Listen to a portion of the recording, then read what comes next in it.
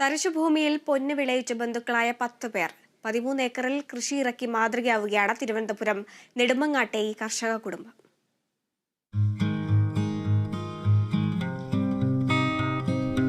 നെടുമങ്ങാട് പഞ്ചായത്തിന്റെ തരിശുരഹിത ബ്ലോക്ക് പദ്ധതിയുടെ ഭാഗമായാണ് ആനാട് സ്വദേശി ജോയിയും ഭാര്യ നിർമ്മലയും ഉൾപ്പെടെ ബന്ധുക്കളായ 10 പേരടങ്ങിയ സംഘം കൃഷിയിലേക്ക് ഇറങ്ങിയത്.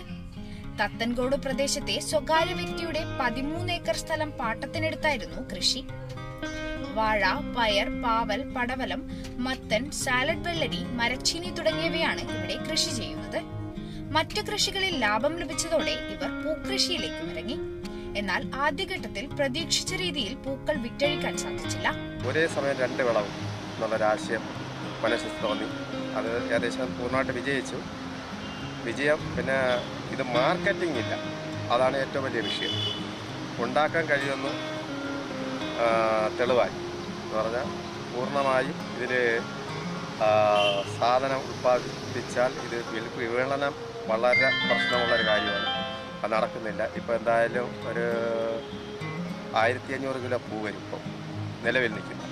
ഇതെടുക്കാനായിട്ട് ആരും വന്നിട്ടില്ല. കുറച്ചൊക്കെ വരുന്നു, 1 കിലോ 2 കിലോ 5 കിലോ അന്ന് എടുത്തു കഴിഞ്ഞാൽ പോകില്ല. ഒന്നോടെ 1000 കിലോയ്ക്ക് മേളിൽ പൂവുണ്ടാവും.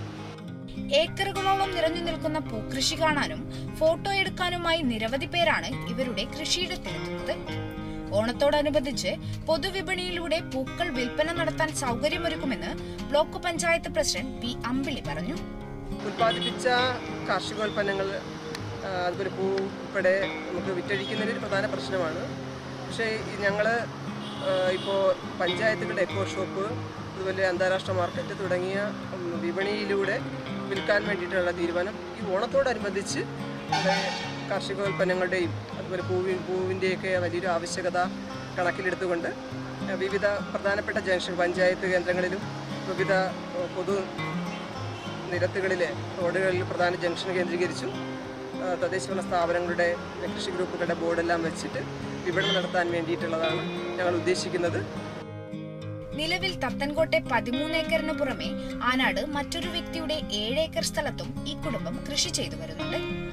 ഓണത്തോടൊപ്പമുള്ള വിളവെടുപ്പുത്സവം വാമനപുരം MLA DK മുരളി ഉദ്ഘാടനം ചെയ്തു.